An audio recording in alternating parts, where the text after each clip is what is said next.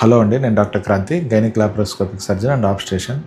రెగ్యులర్గా ఓపీకి వచ్చిన ప్రెగ్నెంట్ లేడీస్ కొంతమంది ఫీటల్ హార్ట్ రేట్ గురించి అడుగుతారు. అంటే బిడ్డ గుండె ఎంత ఉందని.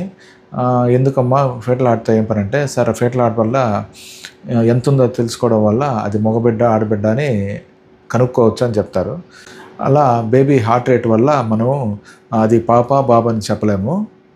అసలు ఈరోజు ఫీటల్ హార్ట్ రేట్ యొక్క ఇంపార్టెన్స్ చెప్తాను. నార్మల్గా ఫీటల్ హార్ట్ రేట్ అనేది వేరీ అవుతుంటుంది. ఒక్కొక్క వీక్లో ఒక్కొక్క విధంగా ఉంటుంది. ఎర్లీ ప్రెగ్నెన్సీస్లో ఫీటల్ హార్ట్ రేట్ అనేది 110 అలా ఉంటుంది. నా వీక్స్ పెరిగే కొద్దీ అంటే 8th వీక్ 9th వీక్ వచ్చేసరికి 180 హార్ట్ రేట్ కూడా ఉంటుంది.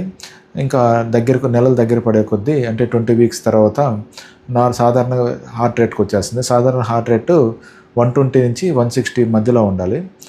120 కన్నా తగ్గినా అంటే అరౌండ్ 110 కన్నా తగ్గినా కానీ అది మనం డేంజర్ సైన్. అదే 160 170 కన్నా పెరిగినా కానీ అది ఒక డేంజర్ సైన్.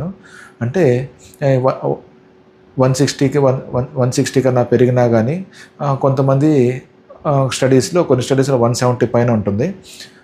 120 కన్నా తగ్గినా కానీ అంటే బేబీ ఏదో స్ట్రెస్లో ఉన్నట్టు, అంటే ఇమీడియట్గా మనం ఇంటర్వెన్ చేయాలి. అంటే ఇమీడియట్గా ప్రాబ్లం గుర్తించి తగిన ట్రీట్మెంట్ చేయాలి.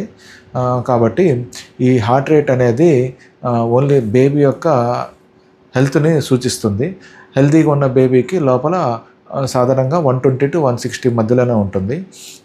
ఇదే వాళ్ళ టాపిక్. మరి టాపిక్స్ కోసం ఛానల్ లైక్ చేయండి, షేర్ చేయండి, సబ్స్క్రైబ్ చేయండి. ఏమైనా టాపిక్స్ కావాలన్నా కింద కామెంట్ చేయండి. ఏమైనా డౌట్స్ ఉన్నా కింద కామెంట్ చేయండి. నేను తప్పకుండా మీకు రిప్లై ఇస్తాను. Thank you.